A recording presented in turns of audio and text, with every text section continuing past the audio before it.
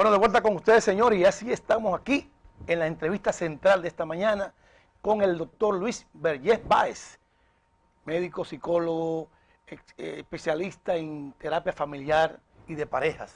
Vamos a hablar de muchos temas aquí importantes. Doctor, buenos días, bienvenido, ¿cómo se siente? Buenos días, feliz de estar aquí.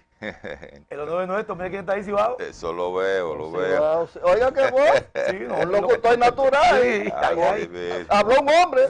sí, se nota. Sí. Doctor, un gran honor tenerlo con nosotros esta mañana. Muchas Y gracias. una persona como usted, una personalidad que hace tantos aportes a la sociedad y que hay tantos temas de qué hablar. Pero este programa es para toda la familia. Y siempre nos gusta primero conocer un poquito más del invitado y que el público también, que está acostumbrado solamente a verlo usted así, hablando de temas muy formales. Podamos hablar un poquito de su origen, ¿dónde viene el doctor? Bueno, yo nací en La Romana y vine acá a los 7 años de edad. Y créeme que tengo más currículum como deportista que como psicólogo. Yo conozco algunos de ellos. Sí, sin duda alguna. Estuvimos muy ligados al movimiento de clubes. Ahí nos vinculamos con baloncesto, ajedrez. Y, bueno, ¿Qué club específicamente en la capital? Específicamente el Jorge David Abreu, Claro, que fue un club del barrio Simón Bolívar. Luego fundamos el Pablo Morfi. Pablo Morfi, lo recuerdo. Que fue el que sentó lo que fue la proyección de este barrio en ajedrez, porque tú sabes que había un prejuicio, se creía que la gente de los barrios no pensábamos, y demostramos que sí, que pensábamos. Exactamente. Y llegamos incluso a ganar torneos nacionales. En el caso nuestro ganamos el campeonato prenacional individual y el campeonato nacional juvenil. Sí. Entonces todo eso es una trayectoria que viene de la mano del deporte, Qué bueno. sin duda alguna. Sí. Justamente ahí nacimos nosotros en los clubes. ¿Usted estuvo en algún club una vez? Yo estuve así en el club de Meteoro. Ajá. Yo jugaba en la Liga Meteoro. ¿De verdad? Sí, recoge bate. Doctor, entonces usted, yo le recuerdo la época del ajedrez, en la que usted era uno de los principales jugadores del club Pablo Morfi, nosotros éramos de Agrucudegua. Sí, así Y en ese es. entonces hacíamos los intercambios constantemente y permitía ir midiendo.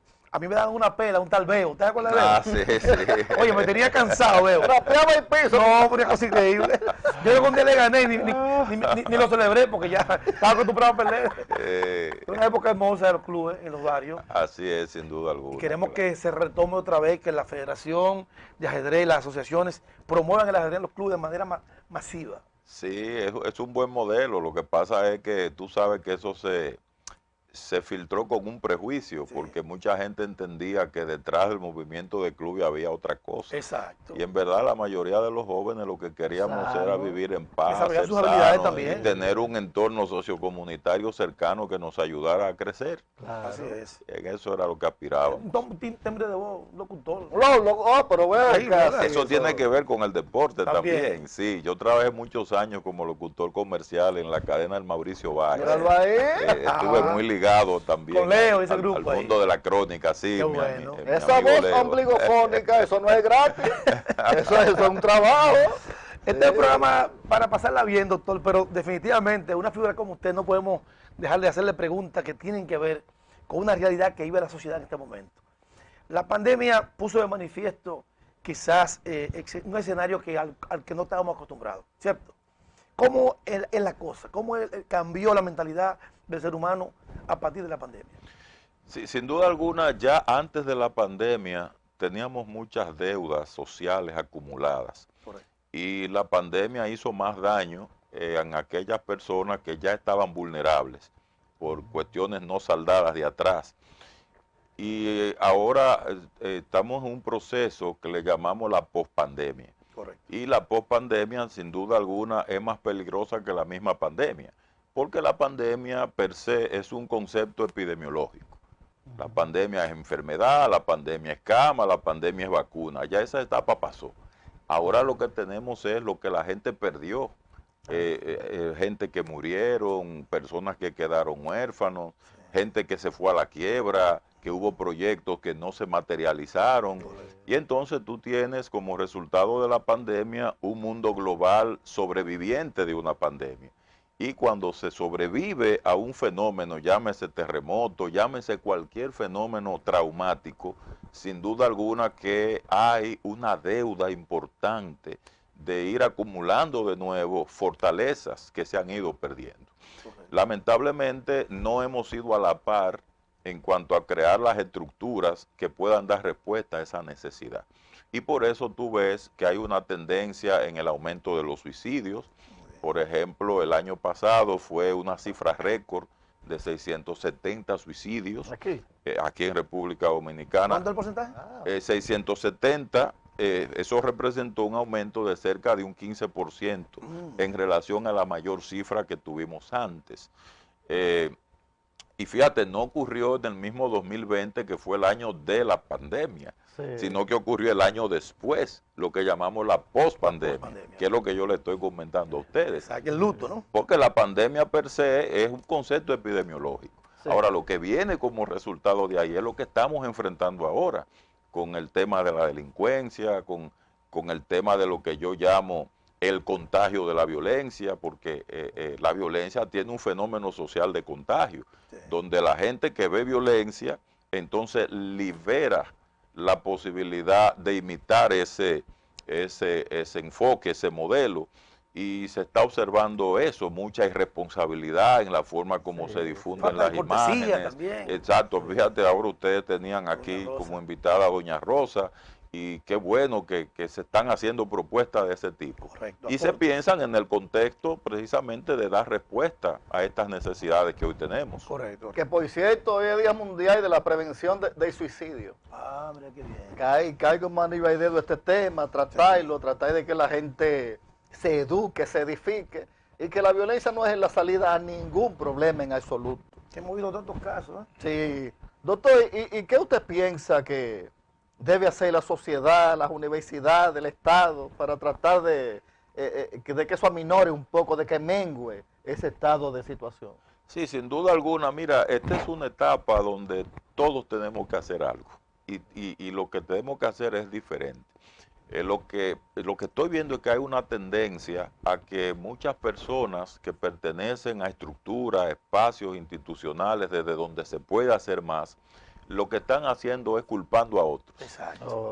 Fíjate, hay sectores que culpan a la familia, hay otros actores que culpan al Estado, al Ministerio Público, a la policía, y como que nadie, es como decimos que cuando usted culpa hay un señalamiento donde un dedo va para adelante y cuatro van hacia uno. Así. Entonces, por ejemplo, ustedes están haciendo una gran labor desde los medios de comunicación. Bueno, esto es un espacio desde donde se pueden hacer muchas cosas, porque difunden valores, porque reivindican una serie de habilidades que la gente tiene que desarrollar. Por ejemplo, el promover el deporte.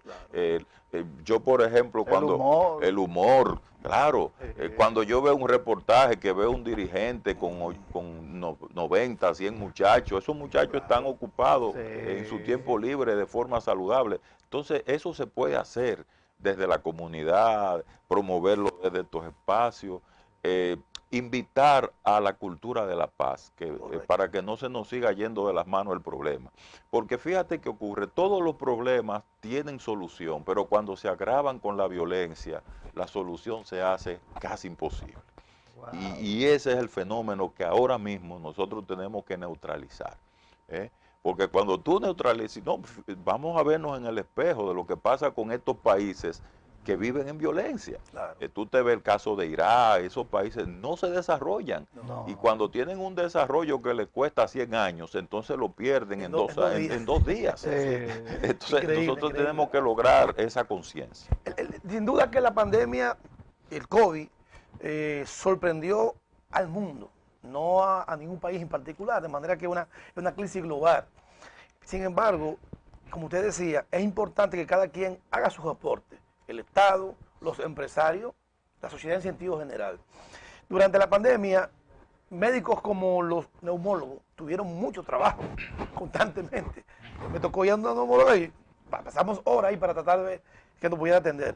En el caso suyo, por la característica de su profesión, ahora tiene usted más trabajo que antes, por la cantidad de casos que tiene que atender, ¿cierto? Así es. ¿Y cómo ha ido la recuperación en el caso de los dominicanos, el pueblo dominicano? Sí, mira, el problema de nosotros con la atención a nivel psicosocial es que los psicólogos hemos tenido que hacer un proceso de afabilidad por un lado, Correcto. para presentarle una cara a la población ante la crisis que no sea la cara del trauma, que no sea la cara del horror. Es un poco ayudar a la población a que descubra cuáles son los recursos que no ha utilizado para activarlo en un momento como este, donde verdaderamente se necesita. Y otra cara que hemos tratado de mostrar es la de la solidaridad, porque hay que decirlo así, lamentablemente no todos los dominicanos se sacrificaron en esta crisis. Exacto. Muchos se aprovecharon. Se aprovecha. Muchos se aprovecharon. Exacto. Y el aprovechamiento en una situación crítica como esta, pues sin duda alguna Contribuye al problema. contribuye, lo complica. Nosotros participamos primero en una red nacional que se creó, donde las personas podían llamar para de forma gratuita recibir algún tipo de asistencia. Originalmente eso se hizo articulado con salud pública, y ya ahora que la cosa se ha ido normalizando, estamos haciendo el servicio que acostumbramos a hacer. ¿Qué hemos visto? Bueno, los casos más frecuentes son los problemas de sueño, o sea, trastornos de insomnio. Todo bien. A veces. Eso es serio, los temas de las relaciones de pareja. Es increíble la gran cantidad, muchos divorcios, mucha violencia. Mucha violencia. Y sin duda alguna las manifestaciones de estrés, ansiedad y depresión. Esos son los diagnósticos que más predominan en esta coyuntura. Y usted como maestro, académico, profesor, ¿qué comportamiento usted observa en el aula con los alumnos, los mismos profesores? Pues somos humanos todos, estamos hechos de lo mismo. Y lo que afecta a uno a veces se contagia, como usted dice. El comportamiento en el aula, hay mucha desertación escolar, muchachos que abandonan, que van con mala cara, que usted lo ve como enojado, que no quieren aprenderse la tarea. Sí. Sí, sin duda. ¿Se manifiesta en las aulas? Sí, claro. De hecho, hay fenómenos que influyen en el rendimiento, como por ejemplo la falta de concentración. Correcto. Eso es un tema fundamental. El tema de la procrastinación, que es el fenómeno de estar constantemente demorando y posponiendo la asunción de las tareas, que es un fenómeno que ha ido en aumento también y está muy vinculado con la depresión. Te vas a encontrar deserción, muchas deserciones, muchos estudiantes que retiran asignaturas, otros estudiantes que van muy irritables ante las propuestas académicas que hace la universidad, un estado de rebeldía ante todo lo que se propone, una sobredemanda de que la metodología sea cada vez menos rigurosa y menos exigente. Entonces, cuando tú te encuentras con ese entramado de demandas, no puedes desnaturalizar lo que es la razón de ser de la enseñanza, porque la educación superior tiene unos niveles de exigencia, Correcto. que si no se cumple, entonces tú no vas a tener un producto profesional adecuado. Entonces esos son de los conflictos que se están viendo con más frecuencia. Doctor, al margen de la pandemia, me gustaría que usted nos explicara un poquito qué es la depresión y cómo enfrentar adecuadamente un tema que afecta no solamente al paciente, sino a toda la familia. Mira, la depresión es uno de los trastornos mentales más peligrosos, porque las personas con depresión tienen un 30% de probabilidades más de suicidarse que la población general, o sea, que la población que no tiene depresión. Entonces, por eso se le dedica especial atención. Se manifiesta con síntomas como aislamiento, la persona pierde la capacidad de disfrutar, de sentir placer. Wow. Hay también manifestaciones psicológicas como de sentirse al menos de los demás. Cualquier comentario que se hace, la persona se convierte en un autorreferente negativo. Entonces tú vas a tener síntomas somáticos como trastorno de sueño, trastorno en la alimentación. Vas a tener síntomas sociales como la irritabilidad, el aislamiento social, los conflictos interpersonales. Y, el descuido personal también. El descuido personal y ideas suicidas, que eso es un síntoma cognitivo ya que hay que dedicarle especial atención. Eso se puede dar de tres maneras. Muchas veces la persona tiene ideas suicidas cuando ya le pasa el pensamiento. Lo expresa. Otras veces lo expresa a manera de intención. Y otras veces cuando tú le descubres un plan. Ok. Entonces, dependiendo de lo que observemos, Sí. sin duda alguna vamos a tener o una intervención de una primera ayuda psicológica que la puede dar cualquiera, incluyendo papá, mamá. La ayuda psicológica primaria Sí.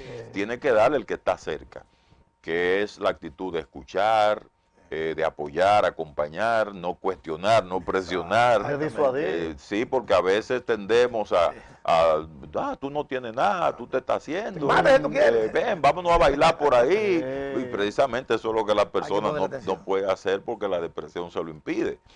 Y ya cuando la persona está en un estado crítico, que es lo que nosotros llamamos concretamente una crisis suicida, sin duda alguna ya es una urgencia psiquiátrica. Correcto. Esos son los casos donde hay que referir ayuda profesional. Muy bien, muy Y bien. entonces un entorno que colabora poco porque un calor insoportable, Sí. tapones, problemas para tú llegar a un sitio, terrible. Entonces, delante de eso, lo que se impone es la cordura y conversar. Si usted está un poco entaponado de deuda, salir un rato con unos amigos, meterse para un río. Doctor, disipar.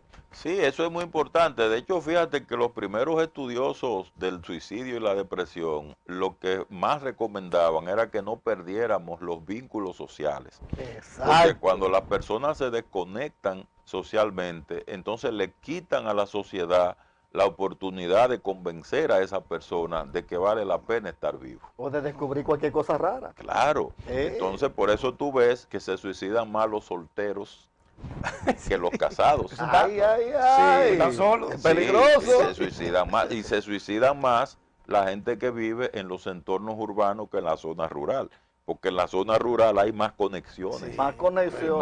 Es más directo el contacto. Y se suicidan más los hombres que las mujeres. Oye, eso. Oye, wow. eso. Sí, porque la violencia empieza casi por el macho. En el caso de los feminicidios, que hemos visto un incremento sustancial en los últimos años, ¿hay una razón particular o es solamente percepción?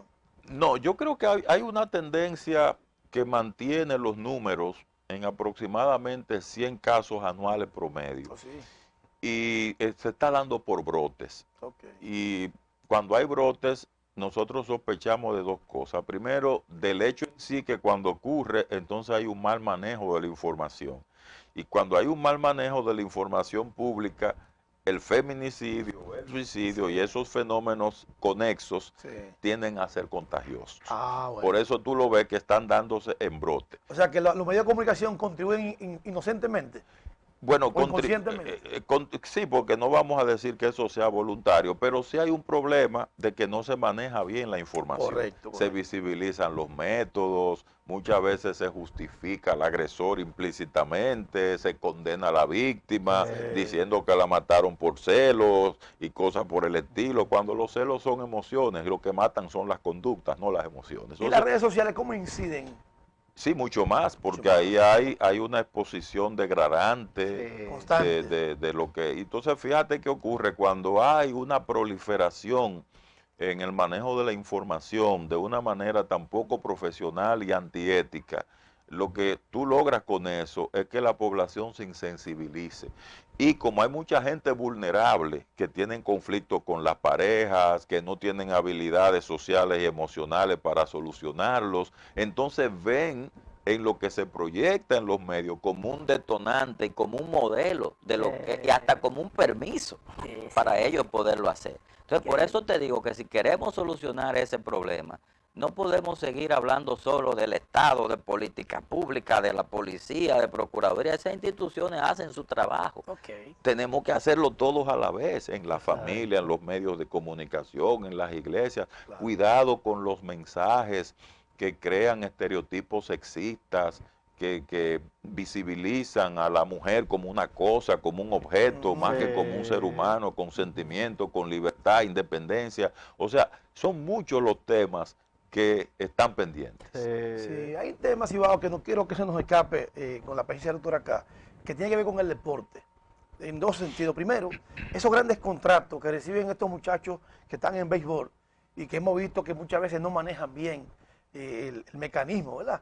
Esa cantidad de recursos lo saca prácticamente de la concentración para convertirse en figuras estrellas, en futuras estrellas, perdón. Y segundo, también cómo eso influye en la familia, que a veces viene de personas de escasos recursos y de repente se encuentran con una millonada, y cómo manejar ese tema sin que afecte la parte ya familiar. Mira, parte de mi currículum es que yo soy miembro permanente de la Academia Olímpica. Qué bien. Y una de las cosas que te puedo decir es que es muy diferente el béisbol profesional que el deporte amateur. Correcto. Sobre todo porque el deporte amateur está imbuido por los ideales olímpicos, que son más puros que lo que tú ves a nivel profesional. Claro. A nivel profesional se enaltece demasiado el tener, por encima del valor del ser. Claro. Y esto te trae como consecuencia que un atleta multimillonario, entonces resulta, como decía Felipe Rojas Salou, que son grandes ligas en el terreno, pero son pequeñas ligas en la calle. Exacto. Entonces tú no puedes tener... Qué buena descripción. Y no debe ser. Entonces ahí entra lo que tú llamas el papel de la familia, pero cuidado, la familia es víctima de esto que está pasando también. Porque precisamente todos hablan de familia, pero esos programas no fortalecen familia. Al pelotero. Entonces, al producto. Lo que busca es el producto, pero de ese producto, ¿qué es lo que enaltecen? El talento. El talento. Entonces, cuando tú pagas solo por talento y tú no pagas por otros procesos, yo siempre he dicho que ahora el problema no es ni de la fuerza física ni del talento material. Ahora el problema es de fuerza mental. Correcto. Y la fuerza mental se alimenta de valores ciudadanos, la fuerza mental se alimenta de habilidades emocionales, la fuerza mental se alimenta de buenos ejemplos, pero también de niveles de exigencia que no tan solo demanden de ti un buen desempeño en el terreno, sino también un buen desempeño en la sociedad. Y hasta que eso no se logre, entonces vamos a estar desbalanceados. Correcto, correcto. Sí, este hombre sabe. No, pero ojalá yo haber llegado al libro Coquito. Mínimo. Sí, usted se acuerda de Coquito. Claro. Sí, y Petete. También. Y los cuadernos Petete. Entonces, otra pregunta que quisiéramos hacer, y si hay espacio allá, señor director, es lo siguiente. ¿Desde qué edad, por lo menos, doctor, se debe empezar a trabajar y eso en los niños, la conducta, ser agradecido, no ser malcriado, la tolerancia, señales de ser tolerante? Que eso viene de muchachos. Sí, ya mira, desde el mismo momento de nacer, cuando los niños se sienten aceptados, queridos, cuidados, protegidos y amados, ya vamos creando la base para lo que va a ser el respeto y la tolerancia, porque están recibiendo eso de parte de sus progenitores. Ya a partir de los 2 años y medio, 3, ellos comienzan a adquirir o comienzan a construir la base de la conciencia, como nosotros llamamos, y eso se va a ir alimentando de los buenos ejemplos, porque es el primer medio de aprendizaje. Correcto. La forma más directa de aprender es la imitación. Entonces, si nosotros generamos esos modelos imitativos, ellos lo van a ir internalizando, preferiblemente desde la familia, la escuela y los medios amplios de relación con amigos, los medios de comunicación y demás, y los clubes. Así que por ahí hay que ir transversalizando todos estos mensajes, porque todo tiene valor de influencia en la formación de ellos. Doctor, usted también, aparte de sus oficinas privadas, tiene una fundación, ¿cierto? Sí, nosotros tenemos el Centro Psicólogos Unidos Incorporado. Hay una unidad de atención en el barrio El Almirante, donde las personas reciben ahí ayuda profesional a muy bajo costo, a precio de colaboración. Es un programa integral que maneja trabajo con niños, adolescentes, adultos. Hay un centro de asistencia psicológica, pero también un programa de charlas comunitarias. Es un hombre que realmente pone en práctica el juramento hipocrático. Nosotros creemos en eso. Sí, eso es importante, porque no solamente la parte económica, ¿verdad? La solidaridad, claro. Eso es importante. Solidaridad, hay que saber, un término nuevo, hay que buscar términos nuevos. Doctor, mira, nosotros a cada invitado que nos acompaña, Cibao le prepara un regalo especial. Sí. Y usted no es la excepción, así que vamos adelante. En Matatán, Luis Valle, profesional 5 estrellas, te certifica y te sella, y por eso lo apoyé.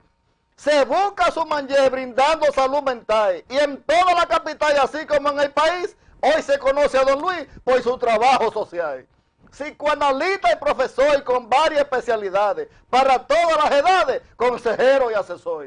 Y también es escritor y colega de Wilson Díaz, y en la Procuraduría ofrece sus experiencias, porque es un hombre de ciencia, con ciencia y sabiduría. No, pues, ¿Qué le parece, doctor? hay talento ahí. No, este hombre, usted lo ve así, pero es un hombre que tiene formación. Ah, Así, la tiene. así viejo y acabadito. Y bien bañadito. Y bañadito. Doctor, ¿algún mensaje especial al pueblo dominicano, a la juventud, a las familias, a los padres? A la convivencia. En un momento en que tenemos que seguir aportando, ¿verdad? Ay, De sí. todos los escenarios posibles para bajar los niveles de violencia, la intolerancia y sobre todo reducir la posibilidad de esa confrontación que vemos a diario en los medios de comunicación. Sin duda alguna. Bueno, ya tú comenzaste por el final. En los medios de comunicación, la primera recomendación es que creemos un modelo de comunicación basado en la difusión de valores, donde no sea el combate, la imposición, la intolerancia para imponer criterios lo que predomine. En la familia hay que volver a nuestras raíces en términos del liderazgo de los padres que deban asumir su rol. Correcto. Los hijos y las hijas entender que son parte de un sistema donde cumpliendo sus tareas normales de desarrollo, primero escolares, asumiendo lo que nosotros llamamos esa cultura de la fraternidad y del amor, pues vamos a ir avanzando. Y por último, yo no quiero dejar de lado a la clase política. Correcto. La clase política es muy importante porque maneja poderes que afectan a todos los estamentos sociales. Poderes que pueden transversalizarse en las distintas instituciones, incluyendo la que nosotros pertenecemos. Así es. Pienso que hay que promover el rescate y la reivindicación de espacios comunitarios que se han perdido. Correcto. Nosotros que venimos de clubes, tú lo sabes, lo que significaron esos espacios y sobre todo que esos espacios se creen en el entorno cercano de la ciudadanía. Correcto. Que un muchacho para divertirse y recrearse, que viva en el Almirante o en Simón Bolívar, no tenga que irse a Los Prados ni al coger un narco, carro, un o a metro, coger, no, que lo en tenga el ahí, barrio, como lo ahí. teníamos nosotros. Sí. Yo pienso que eso no cuesta dinero. Eso es una inversión mínima en comparación con los logros que nosotros vamos a obtener a nivel social. Muy bien, mire, mucha gente reportando sintonía de Puerto Rico, José Antonio y la doctora María Martínez, Yarisa Rivas, Charlie Martínez también, Arlín Osuna. Bueno, ya no tenemos el tiempo para poder saludarlos a todos, pero sí, doctor, justamente a propósito de las redes sociales, para que la gente le contacte, ¿cómo puede hacerlo? Redes sociales, teléfono. Ah, sí, tenemos las redes sociales Dr. Luis Vergés, ahí me pueden contactar sin ningún inconveniente. Y ya la idea es que también tengo norbertovergés@gmail.com, ese es mi correo electrónico, porque a veces la gente quiere personalizar un caso, escribir. Incluso para mí hasta más fácil porque me tomo mi tiempo y les respondo también. Qué bueno, qué bueno. Bueno, señores, hemos disfrutado hoy, si va un plato Pero fuerte. tremendo. Esto fue un buffet. Sí. Sí. El doctor que siempre aporta todos los días en los medios de comunicación, los movemos siempre en diferentes medios haciendo aportes a través de las cápsulas que hace con mucha capacidad. Y hoy lo hemos tenido para todos ustedes en esta mañana. Así que ha sido un altísimo honor contar con su presencia.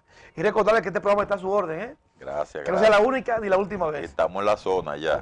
Exactamente. Así que, señores, ha sido un gran placer estar con ustedes en esta mañana en su programa Deportes con Humor y Más, que también se ha estado transmitiendo en vivo por YouTube y por Facebook. Así que, Cibao, ¿ya lo ahí? Vale, feliz fin de semana para todos. Puerto Romo, mucha paz.